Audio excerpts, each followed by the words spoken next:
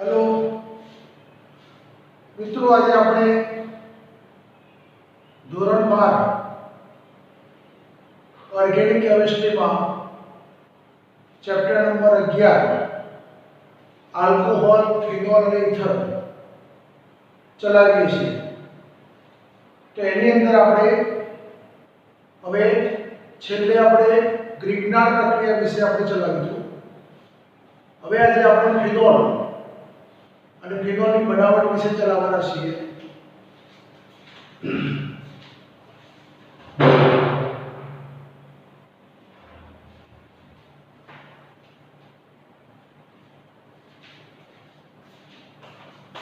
तो ફિનોલ એટલે શું?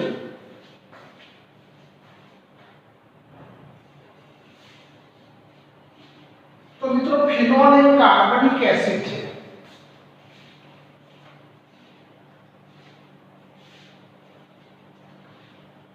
સત્તરમી સદીની અંદર કોલ્ટાનું વિભાગીય નિષ્કર્ષણ કરવામાં આવેલું। તો 19મી સદીની અંદર કોલ્ટાનું જ્યારે વિભાગીય નિષ્કર્ષણ કરવામાં આવેલું ત્યારે તેની વધારાની આગ પેદાશ તરીકે આપણે ફિનોલ મેળવતા હતા। તો ફિનોલ મેળવવા માટેની ઘણી બધી પદ્ધતિઓ છે, જેમાંની મુખ્ય આપણે 4 પદ્ધતિની રચના કરવાની છે। ફિનોલ મેળવવા માટેની કેટલી પદ્ધતિ છે? 4। પહેલી દાવ પદ્ધતિ, બીજી પદ્ધતિ છે બેન્ઝીન સલ્ફોનિક એસિડ માંથી, ત્રીજી પદ્ધતિ છે ડાઈ એઝોટાઇઝેશનની પદ્ધતિ, અને ચોથી પદ્ધતિ છે ક્યુબિંગ। સૌથી વધારે સરળ, સૌથી ઓછી ખર્ચાળ અને સૌથી વધારે નિપજ આપતી પદ્ધતિ છે ક્યુબિંગ પદ્ધતિ। દાવ પદ્ધતિ એ ઉદ્યોગની અંદર વપરાતી પદ્ધતિ છે, ખૂબ જ ખર્ચાળ છે, એટલા માટે આ પદ્ધતિનો ઉપયોગ ખૂબ જ ન છૂટકે કરવામાં આવે છે। તો પહેલી છે દાવ પદ્ધતિ, દાવ પ્રોસેસ। तो आ पद्धति તમે ક્લોરોબેન્ઝીન માંથી મેળવો છો। બેન્ઝીન ઉપર Cl, જેને કહેવાય છે ક્લોરોબેન્ઝીન। આ ક્લોરોબેન્ઝીન તમે 6 થી 8% NaOH 312 દબાણ અને 360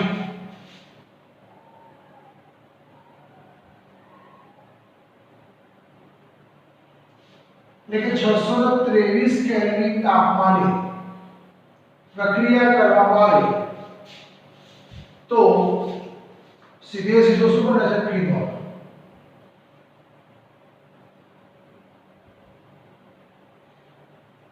NaOH માં Na અને Cl છૂટો પડે છે, પણ આ પદ્ધતિ સીધી પદ્ધતિ નથી। સીધો ફિનોલ બનતો નથી।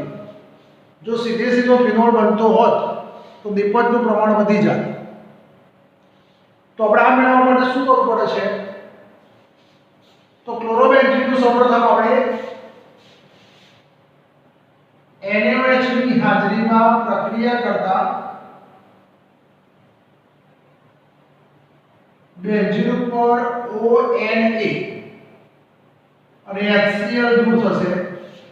આ પદાર્થનું નામ છે સોડિયમ ફિનોક્સાઇડ।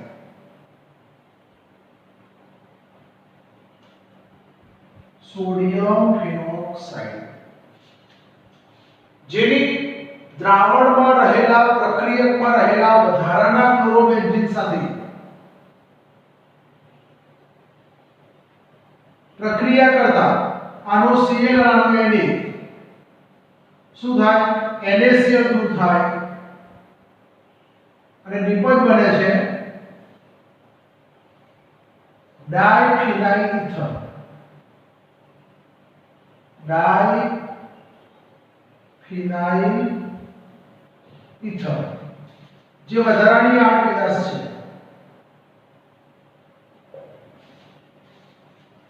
આ નિપજનું પ્રમાણ વધારે પડે છે એટલે આપણને ફિનોલનું પ્રમાણ કેવું મળે છે? ઓછું મળે છે.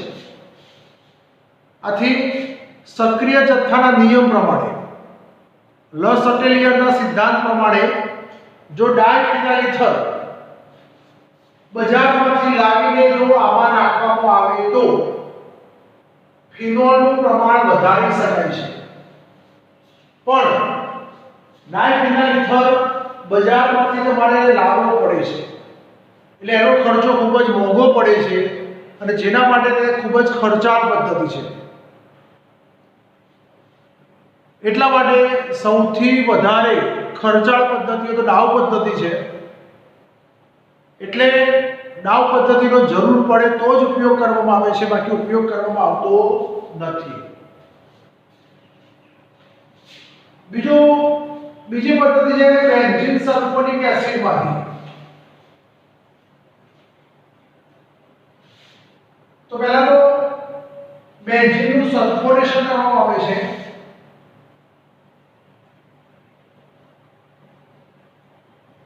આપણે 11મા ધોરણમાં ભણી ગયા સલ્ફોનેશન.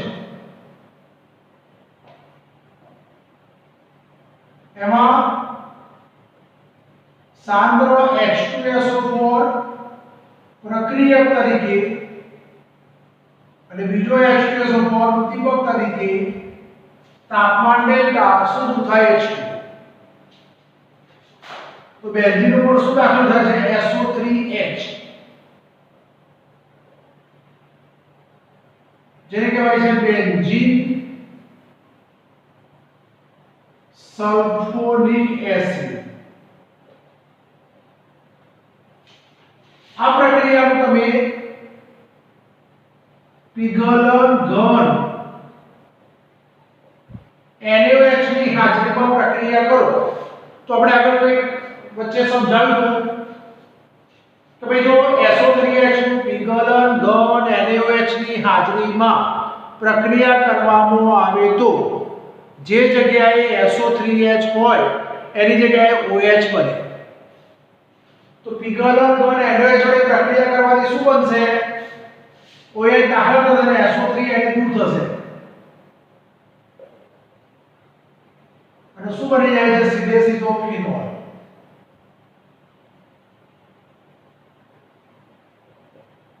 તો તમારી બીજી પ્રક્રિયા થઈ. પરિવર્તન પણ થઈ શકે છે બેન્ઝીનમાંથી ફિનોલ. તો આ પદ્ધતિ પણ ફિનોલ મેળવવા માટે વપરાય છે. પણ આ પ્રક્રિયામાં સાંદ્ર સલ્ફ્યુરિક એસિડનો ઉપયોગ થાય છે માટે આનો પણ આપણે ઉપયોગ કરતા નથી. હવે આપણે ત્રીજી પ્રક્રિયાની વાત કરીએ છીએ ડાયએડ્રોટાઇઝેશન. આપણે એનિલિનની પ્રક્રિયા કરવી પડે છે.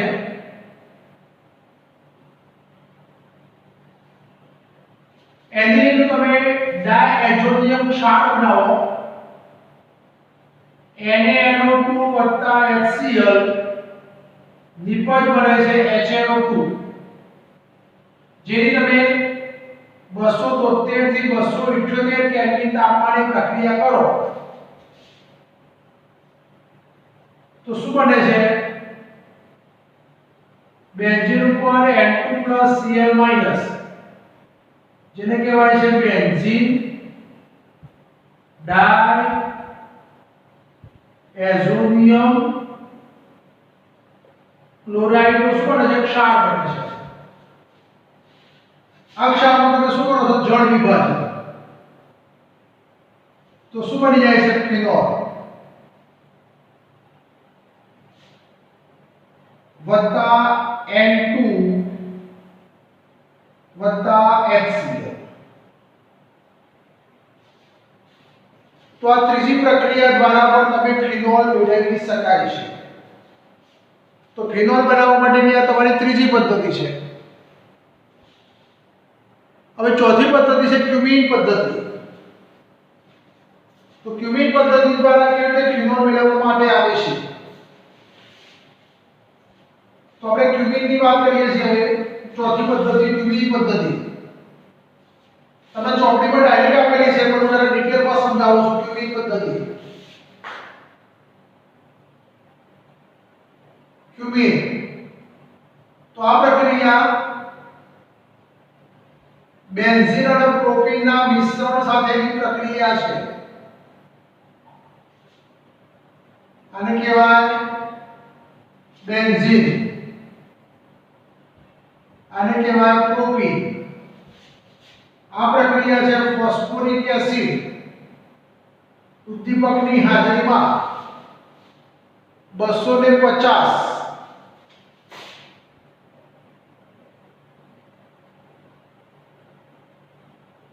તો 523 કેલ્વિન તાપમાને પ્રક્રિયા કરવામાં આવે છે। તો શું થશે?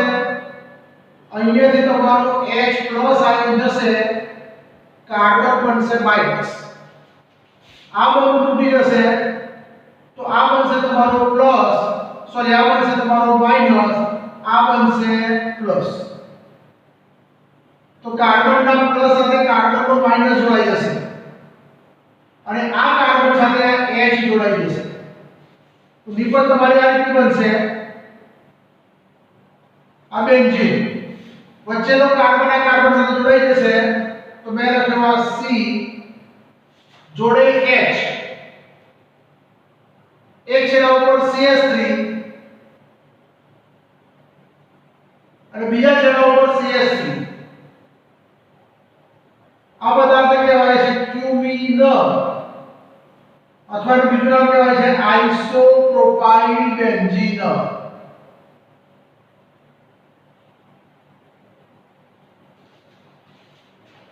ક્યુમિન અથવા શું કહેવાય છે આઇસોપ્રોપાઇલ બેન્ઝીન।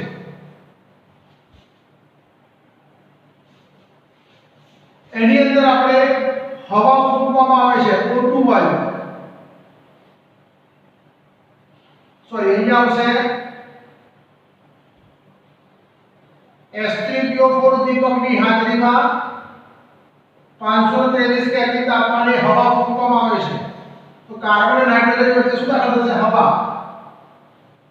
તો નિપજ તમારી આ રીતે બનશે। અહીંયા C, અહીંયા CH3, અહીંયા CH3, O, O અને H। આનું જરા નામ શીખીએ। આને કહેવાય પેરોક્સાઇડ। H તો વિસ્થાપન કોના વડે કર્યું? આઇસોપ્રોપાઇલ બેન્ઝીન વડે। તો શું કહેવાય એનું નામ? ક્યુમિન હાઇડ્રો પેરોક્સાઇડ અથવા બીજું નામ લઈ લઈએ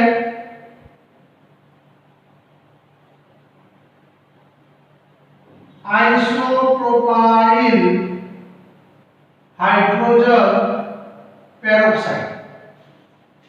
એનું તમે શું કરો છો? જળ વિભાજન। તો તમારો એક પદ અહીંયાથી તૂટશે, એક પદ અહીંયાથી તૂટશે, આ OH દાખલ થશે, અહીંયા તમારો OH, આ બે કાર્બન પછી બંધ બનશે, વધારાની આઠ પેદાશ તરીકે શું બનશે? એસિટોન। ડાઉ પદ્ધતિમાં વધારાની આઠ પેદાશ શું હતી? તો ડાયફિનાઇલ ઇથર, જેનો આપણે સાઇડ ઉપયોગ કોઈ કરી શકતા નથી। અહીંયા આપણે એસિટોનનો ઉપયોગ કરી શકીએ છીએ દ્રાવક તરીકે।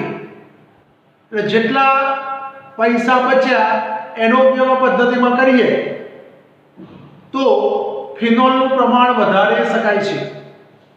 એટલે ઉદ્યોગની અંદર સૌથી સરળ, ઓછો ખર્ચ અને વધારે ફાયદાકારક નિપજ તરીકે હોય તો કઈ પદ્ધતિ છે? ક્યુમિન પદ્ધતિ। તો આ ફિનોલ બનાવવા માટેની જુદી જુદી પદ્ધતિઓ હતી જે આપણે પૂરી કરી।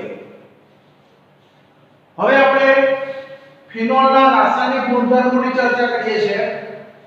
ભૌતિક ગુણધર્મો બાકી રાખીએ છીએ, સીધું આપણે રાસાયણિક ગુણધર્મો લઈએ છીએ.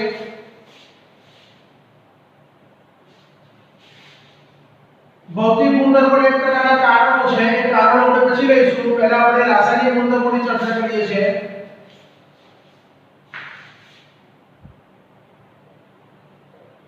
ફિનોલના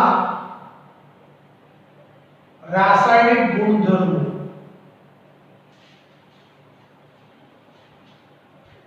તો રાસાયણિક ગુણધર્મો કેવી રીતે છે? તો ફિનોલની અંદર OH સમૂહ બધી જગ્યાએ સર્વત્ર રીતે કામ કરે છે. એટલે કે ઇલેક્ટ્રોન અનુરાગી અને કેન્દ્ર અનુરાગી. ફિનોલ કેન્દ્ર અનુરાગી અને ઇલેક્ટ્રોન અનુરાગી પ્રક્રિયા તરીકે કાર્ય કરે છે. એટલે આપણે લખી દીધું ફિનોલ બે પ્રકારની પ્રક્રિયા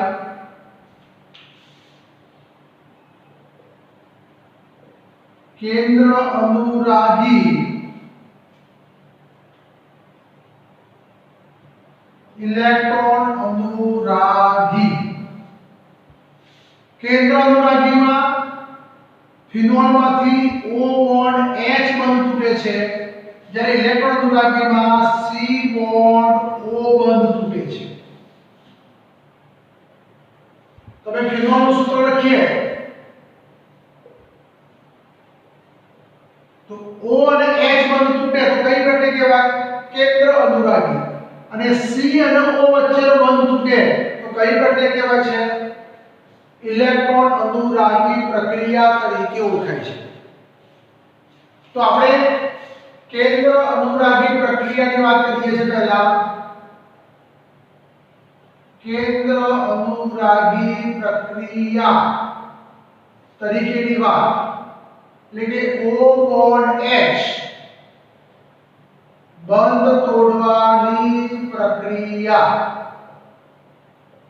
તો પહેલી પ્રક્રિયા છે ધાતુ તત્વ સાથેની પ્રક્રિયા. ધાતુ તત્વો સાથેની પ્રક્રિયા.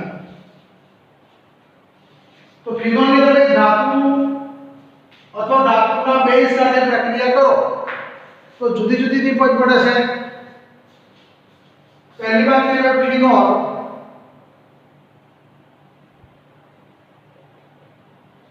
यानी Na સાથે પ્રક્રિયા કરો તો જેથી બંધ તૂટશે H OH Na H ની જગ્યાએ H N ની જગ્યાએ તો શું બને છે?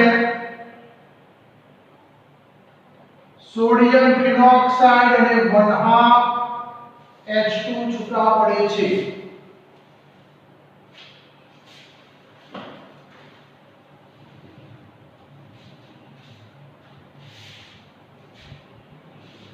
અહીંયા આપણે સોરી આલ્કોહોલ લખી દઈએ. ફિનોલમાં પણ આવે છે, પહેલા આપણે આલ્કોહોલ લઈશું.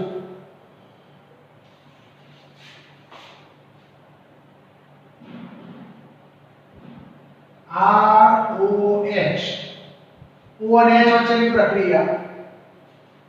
હવે બીજી પ્રક્રિયા ROH Mg. તો વિચાર કરો Mg નો ઓક્સિડેશન આંક કેટલો? +2. H નો કેટલો? +1. તો Mg ની અંદર આલ્કોહોલના બે અણુ વપરાશે તો નિપજ શું બનશે? RO twice Mg H2. તો એ કેટલા મોલ થશે? 2. કારણ -1 એક જ છે એટલે 2 વડે ગુણાકાર કરો તો +2 થશે અને એ શું થશે? H2. તો વિચાર કરો મિત્રો,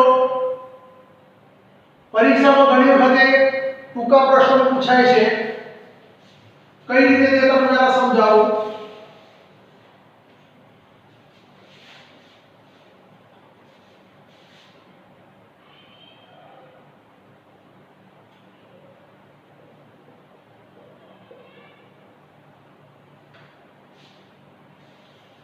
પરીક્ષામાં પૂછાય છે 23 ગ્રામ સોડિયમની 1 મોલ મિથેનોલ સાથે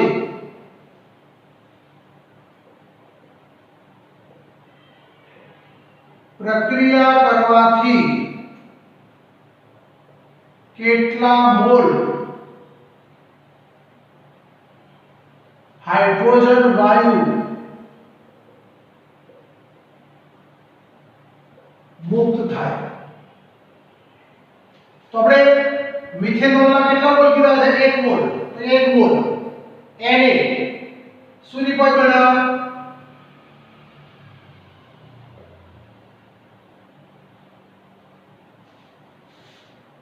સોડિયમ વજન કેટલા ગ્રામ કીધું છે? 23 ગ્રામ. મતલબ 1 જ મોલ કહેવાય.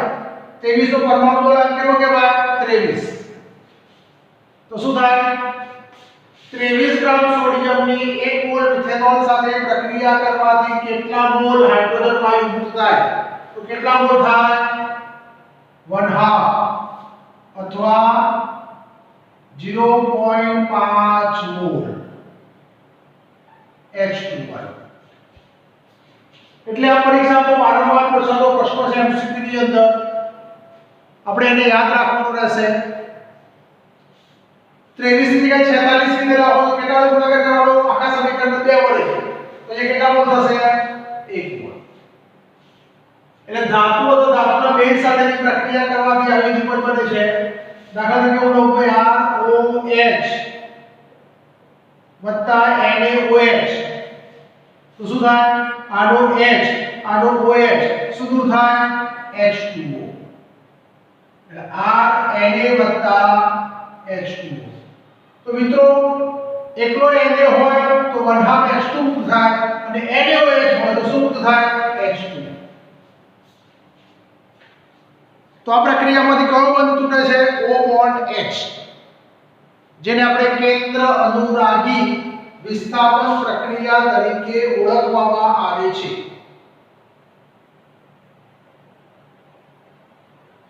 આ વસ્તુ સમજવા માટે આપણે એક ઉદાહરણ લઈએ. આલ્કોહોલની બેઝ સાથે પ્રક્રિયા કરો. આને કહેવાય બેઝ, આને કહેવાય એસિડ. પ્રક્રિયા કરવાથી શું બને છે? અહીંથી તમારો નિપજ શું બનશે?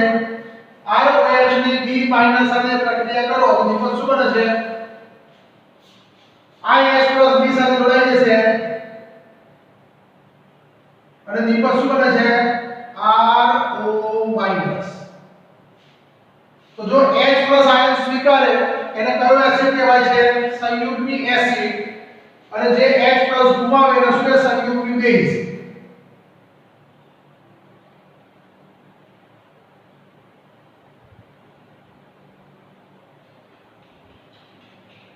તો વિચાર કરો અહીં આલ્કોહોલ એસિડ હતો, H+ ગુમાવે છે તો એને સંયુગ્મી બેઝ કહેવાય અને જે H+ સ્વીકારે એને શું કહેવાય? સંયુગ્મી એસિડ.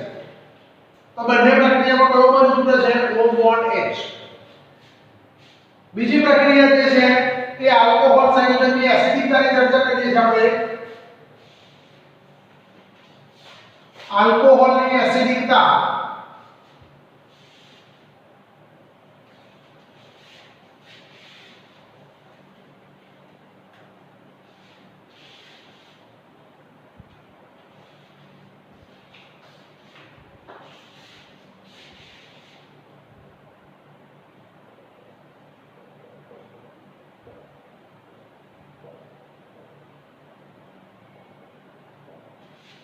તો આલ્કોહોલનું સૂત્ર થાય છે ROH.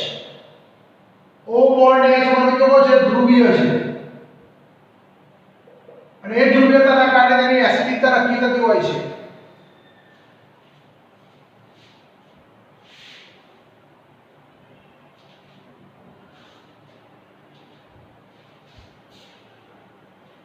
જેમ O સાથે H પરમાણુ જોડાય તેમ તેની એસિડિકતા વધે અને જેમ H પરમાણુ ઓછા જોડાય તેમ તેની એસિડિકતામાં શું થાય છે? ઘટાડો થાય છે. એટલે એસિડિકતાનું મુખ્ય કારણ શું છે? ઓક્સિજન સાથે જોડાયેલા આલ્કાઇલ અથવા હાઇડ્રોજન ગ્રુપ. અને ધ્રુવીયતાના કારણે શું લખેલા છે? એસિડિકતા.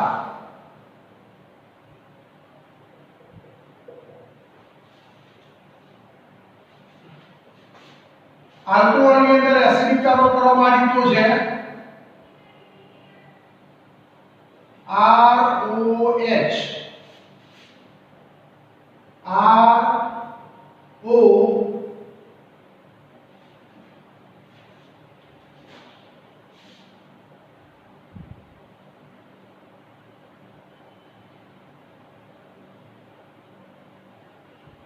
RCH2OH,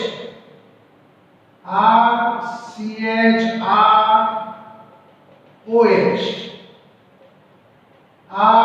RCRRO અને H.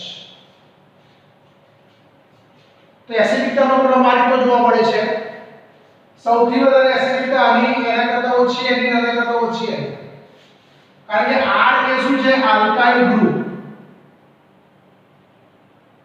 આલ્કાઇલ સમૂહ. એ પોતે કેવો છે? ઇલેક્ટ્રોન પૂરક સમૂહ.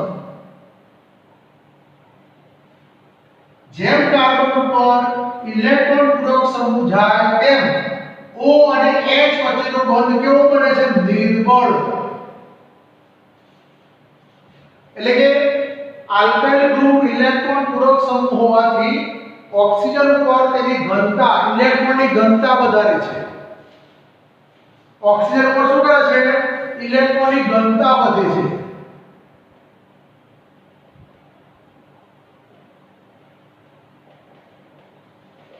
ઇલેક્ટ્રોનની ઘનતા વધે આમાં બંધ શું થાય? નિર્બળ થાય. અહીંયા એક જ આવશે, અહીંયા બે આવશે, અહીંયા ત્રણ આવશે. એટલે કાર્બન પર જેમ જેમ આલ્કાઇલ ગ્રુપ જોડાતા જાય તેમ તેમ તેની ઇલેક્ટ્રોન ઘનતા વધે. એટલે કે O અને H વચ્ચેનો બંધ નિર્બળ બને, એમ બંધ ઝડપથી તૂટી જાય, માટે તેની એસિડિકતા પ્રતિશત શું થાય? ઘટાડે. જો ઇલેક્ટ્રોન આકર્ષક સમૂહ જોડાયેલા હોય તો એસિડિકતા વધારે. તો ખાસ યાદ રાખવાનું, આલ્કોહોલમાં ઇલેક્ટ્રોન પૂરક સમૂહ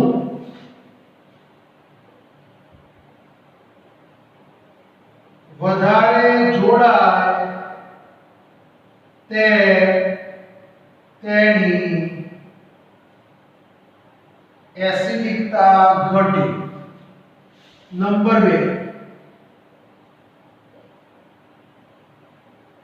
આલ્કોહોલમાં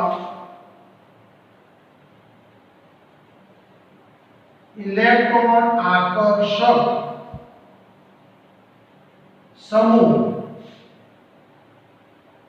વધારે જોડાય તેમ તેની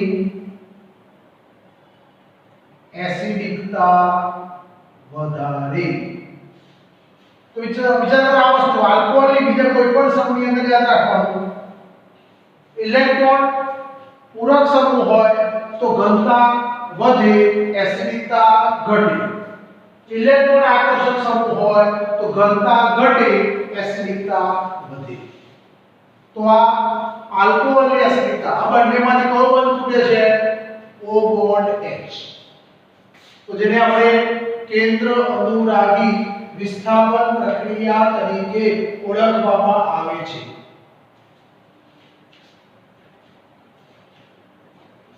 હવે આપણે એરોમેટિક ની વાત કરીએ. ફિનોલ કરતા ફિનોક્સાઇડ ની એસિડિકતા વધારે હોય છે.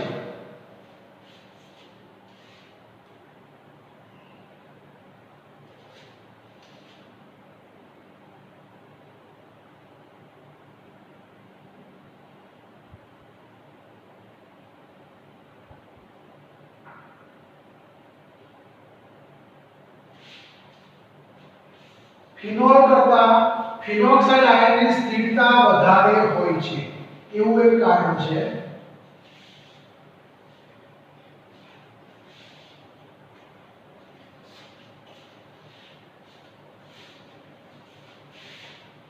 ફિનોલ કરતા ફિનોક્સાઇડ આયનની સ્થિરતા વધારે હોય છે.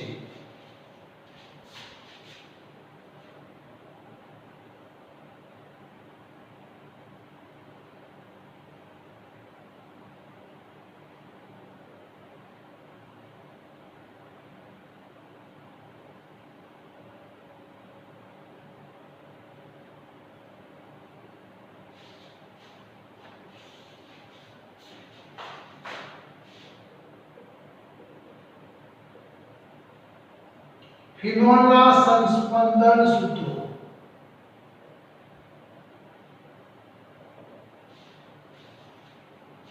તો ફિનોલના સંસ્પંદન સૂત્રો કેવી રીતે દર્શાવાય? તો ફિનોલની અંદર સૂત્ર આ રીતનું થાય.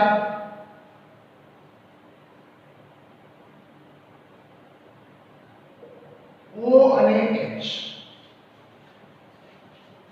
હવે ફિનોલના સંસ્પંદન સૂત્રોવાળે દર્શાવવા હોય તો કેવી રીતે દર્શાવી શકાય? તો ફિનોલની અંદર આપણે આ સૂત્ર લીધું, અહીંયાથી આપણે બંધ તોડી નાખીએ, બરાબર? અહીંયા પ્લસ, અહીંયા બનશે માઈનસ, અહીંયા બનશે પ્લસ. આ પ્લસ આ બંધ, આ બે બંધમાંથી એક પ્લસ અને એક માઈનસ, માઈનસ પ્લસ તો કરી જશે. એક બંધ બીજો બંધ, અને ઓક્સિજન ઉપર પ્લસ, અહીંયા OH, અહીંયા તમારો માઈનસ, અને આ બધા રીતે થશે. એની આપણે આગળ પ્રક્રિયા દર્શાવીએ તો શું થશે? આગળ બંધ તૂટતો જાય, પાછળ બંધ બનતો જાય. આ બંને વચ્ચે બંધ, અહીંયા માઈનસ, આ બંધ MON, double bond OH plus એક સંસ્પંદન. ફરીથી બંધારણ લઈ લઈએ તો શું થશે? અહીંયા બંધ તૂટી જશે, આ બંને વચ્ચે બંધ બનશે, આ બંધ MOM, અહીંયા તમારો માઈનસ, અહીંયા ડબલ બોન્ડ OH, અહીંયા પ્લસ. અને છેલ્લે પ્રક્રિયા લઈએ તો અહીંયાથી બંધ તૂટી જાય તો બંને વચ્ચે બંધ બની જશે. અહીંયા આ O આ H, અહીંયા તમારા સંસ્પંદન સૂત્રો. તો આલ્કોહોલ કરતા ફિનોલની એસિડિકતા વધારે છે તો 100% સાચું છે. પણ ફિનોલ કરતા ફિનોક્સાઇડ આયનના સંસ્પંદન સૂત્રોમાં શું ફેરફાર હોય છે? ફિનોલની અંદર સ્થિરતા ઓછી, ફિનોક્સાઇડ આયનમાં સ્થિરતા વધારે હોય છે. આપણે ફિનોક્સાઇડ આયનની વાત કરીએ તો ભાઈ OH Na શું બનશે? O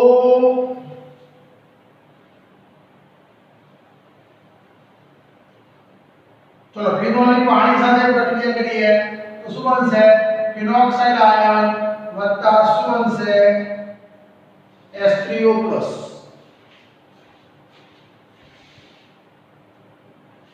હવે આપણે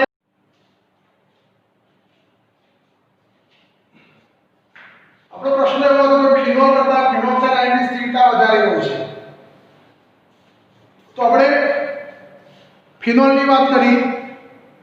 હવે ફિનોલમાંથી જુદા જુદા પ્રકારના સંસ્પંદન સૂત્રો લીધા. હવે આ સંસ્પંદન સૂત્રોમાં તમે જુઓ, ઓક્સિજન ઉપર બે પ્રકારના વીજભાર છે. એક OH ઉપર પ્લસ છે અને કાર્બન ઉપર માઈનસ છે. એટલે બે પ્રકારના ઋણ વીજભાર છે. O ઉપર માઈનસ પ્લસ અને કાર્બન ઉપર માઈનસ. હવે આપણે ફિનોક્સાઇડ આયનની વાત કરીએ છીએ તો ફિનોક્સાઇડ આયનના સંસ્પંદન સૂત્રો તમારે આ રીતે થશે. અહીંયા તમારો O માઈનસ.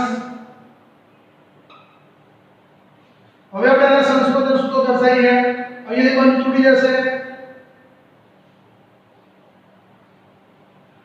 તો આ કાર્બન પર તો આવશે પ્લસ આવશે, તો પ્લસ અને માઈનસ વચ્ચે બંધ પડી જશે. અને આ કાર્બન પર શું આવશે? માઈનસ. અને બાકીના બે બંધ એમ ના રહે. ફરીથી આપણે આગળ પ્રક્રિયા કરીએ. અહીંયાથી બંધ તૂટી જશે, આ બંને વચ્ચે બંધ બનશે. આ તમારો માઈનસ, આ બંધ, અહીંયા ડબલ બોન્ડ ઓક્સિજન, અને આ તમારો અબંધ થાય. હજી આપણે આગળ પ્રક્રિયા કરીએ. અહીંયા બંધ તૂટી જાય તો એ શું આવશે? પ્લસ આવશે.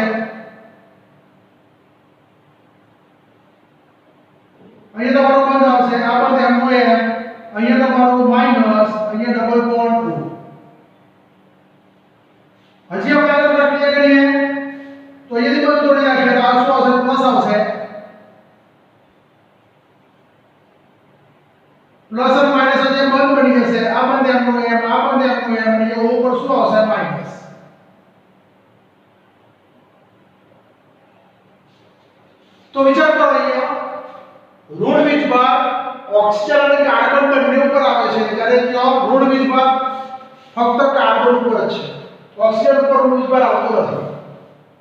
એનો મતલબ એવો થયો કે ભાઈ અહીંયા ઓક્સિજન પર રહેલો ઋણ વીજભાર એ સ્થાનીકૃત થયેલો છે, જ્યારે અહીંયા કેવો છે વિસ્થાનીકૃત થયેલો છે. એટલે એક જગ્યાએથી બીજી જગ્યાએ ઋણ વીજભાર સતત પરિભ્રમણ કરે છે, અને જો ઋણ વીજભાર સતત પરિભ્રમણ કરતો હોય તો તેની સ્થિરતામાં હંમેશા શું થાય? વધારો. એટલા માટે ફિનોલ કરતા ફિનોક્સાઇડ આયનની સંસ્પંદન સ્થિરતા કેવી હોય છે? સૌથી વધારે.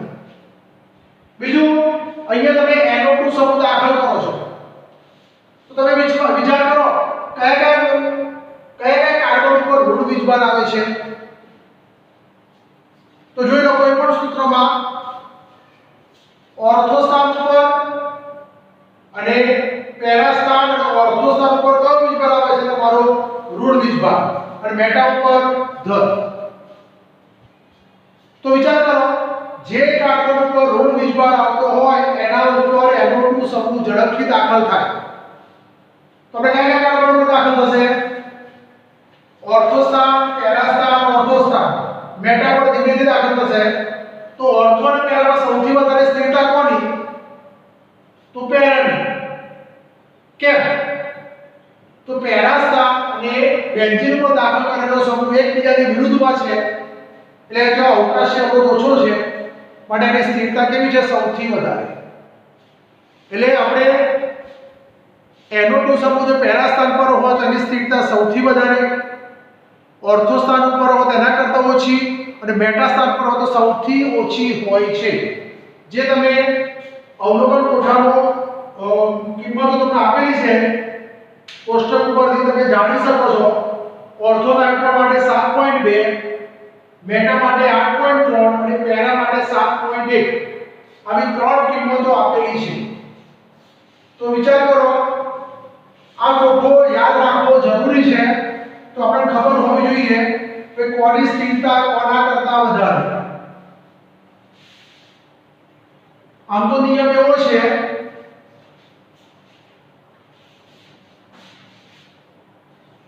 એસિડિકતા અને સ્થિરતા માટેની વસ્તુઓ આ રીતે છે.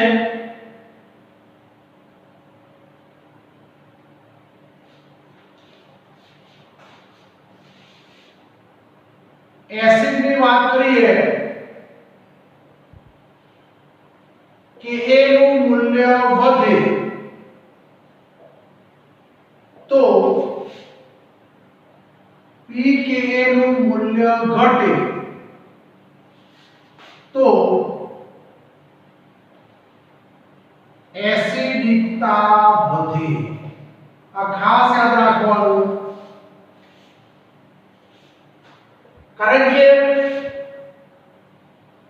Ka બરાબર -log10 આધાર pK બરાબર -log10 આધાર Ka. આવું સૂત્ર છે. એટલે જો Ka ના કિંમતમાં વધારો થાય તો pK ના કિંમતમાં ઘટાડો થાય, અને જો Ka ના કિંમતમાં ઘટાડો થાય તો pK ના કિંમતમાં વધારો થાય. તો pK નું મૂલ્ય જેમ વધે એમ એસિડિકતા વધે. તો આપણે ત્રણ પ્રકારના ફિનોલ લઈએ છીએ. પેરા નાઇટ્રોફિનોલ એના કરતા ઓછો એસિડિક, ઓર્થો નાઇટ્રોફિનોલ એના કરતા ઓછો એસિડિક, મેટા નાઇટ્રોફિનોલ. તો આપણે ફિનોલના સંસ્પંદન સૂત્રો જોયા. એમાં ઓર્થો સ્થાન, પેરા સ્થાન અને મેટા સ્થાન. એમાં ઓર્થો અને પેરા ઉપર ઋણ વીજભાર આવે છે, મેટા ઉપર ધન. તો ઓર્થો અને પેરા પર કોની એસિડિકતા વધારે? બીજું, NO2 પોતે ઇલેક્ટ્રોન પૂરક સમૂહ છે, ઇલેક્ટ્રોન આકર્ષક સમૂહ છે. જો ઇલેક્ટ્રોન પૂરક સમૂહ જોડાયેલો હોય તો એસિડિકતા ઘટે. હું અહીં લખું છું, જો ઇલેક્ટ્રોન પૂરક સમૂહ જોડાય તો એસિડિકતા વધે, જો ઇલેક્ટ્રોન આકર્ષક સમૂહ જોડાય તો એસિડિકતા ઘટે। તો જો પેરાનાઇટ્રોફિનોલ ની બેઝિક pKa ની વેલ્યુ કેટલી છે? pKa 7.1, આની pKa 7.2, આની pKa 8.3। તો આપણે કીધું pKa ની વેલ્યુ ઓછી સૌથી કોની છે? પેરાની। એના કરતા વધારે ઓર્થોની, એના કરતા વધારે કોની છે? 8.3। તો આની એસિડિકતા સૌથી વધારે, એના કરતા ઓછી, આની એના કરતા ઓછી।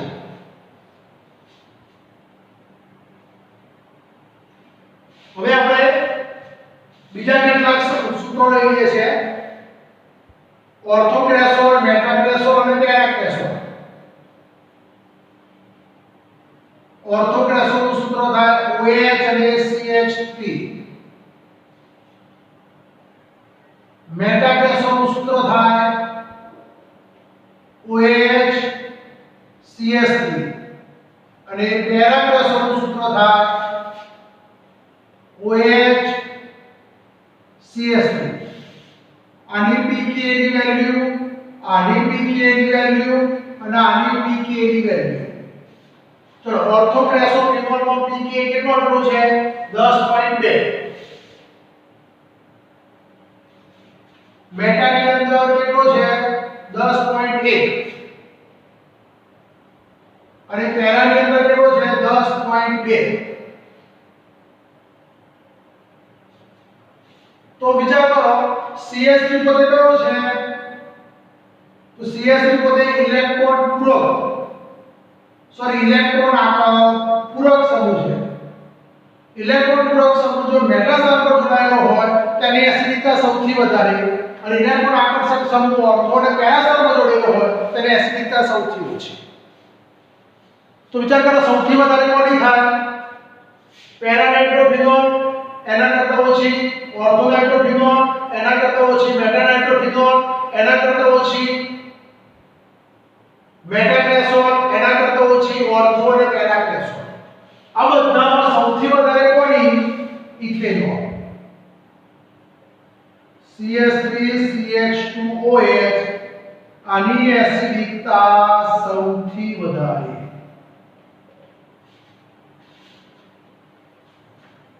ઇથેનોલ, ઇથેનોલ ની એસિડિકતા ઓછી,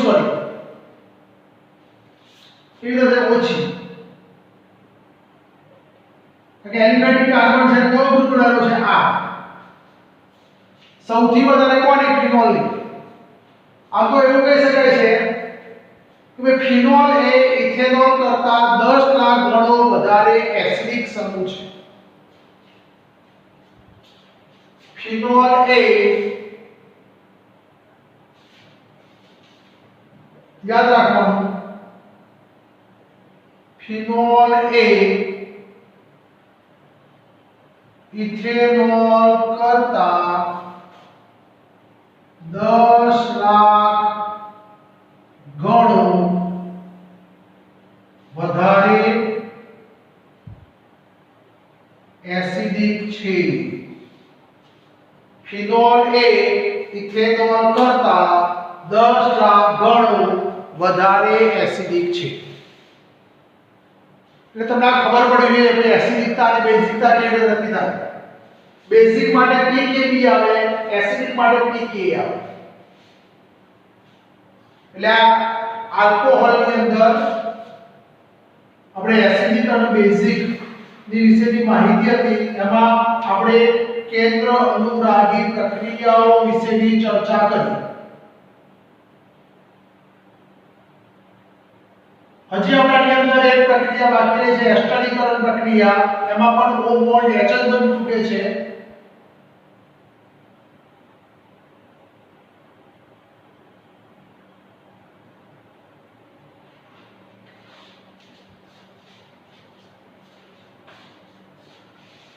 चलो હવે આપણે બીજી પ્રક્રિયા લઈ લઈએ O બોન્ડ H ની છેલ્લી પ્રક્રિયા એસ્ટરીકરણ પ્રક્રિયા એસ્ટર બનાવવા માટેની પ્રક્રિયા પછી આલ્કોહોલ હોય એસિડ હોય કે એનાઇટ્રાઇડ હોય એમાંથી તમારો એસ્ટર મેળવી શકાય છે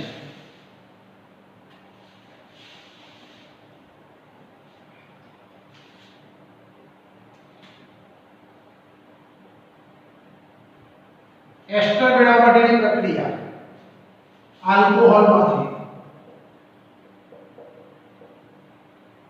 आल्कोहोलनी प्रक्रिया कोनी साथे होय तो एक एसिड साथे होय बीजो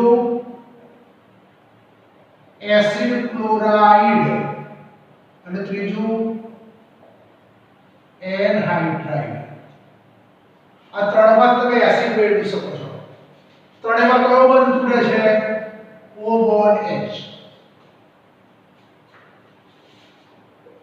આપણે આલ્કોહોલની પ્રક્રિયા કરીએ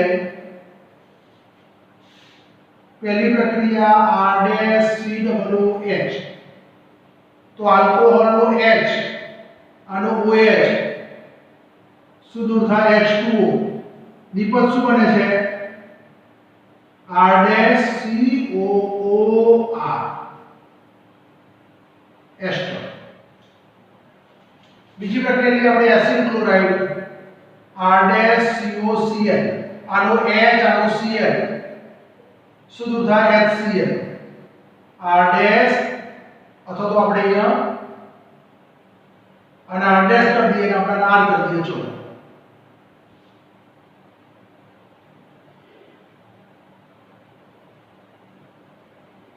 RCO O R dash तीसरी प्रक्रिया ले ली है RCO twice O सुधार RCO OCOR અહીંયાથી બંધ તૂટે તો પ્લસ આ માઈનસ આની સાથે શું જોડાઈ જાય H અને આની સાથે R-CO તો સૂત્ર શું બને RCOO